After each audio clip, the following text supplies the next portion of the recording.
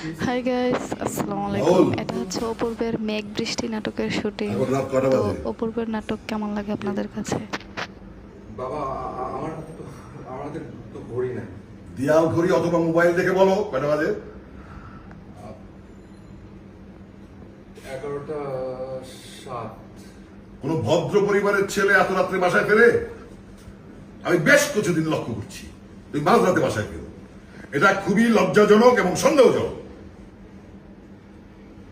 রাহুল, তোর ঘরে যা, হাত মুখ ধুয়ে ভাত খেতে হবে। না, আমার কথা এখন শেষ হয়নি। তুমি কি নেশা টেশা করো? না চিন্তাই করো? না রাজনীতি করো? না তাহলে এত রাতে বাসার বাইরে কি করো?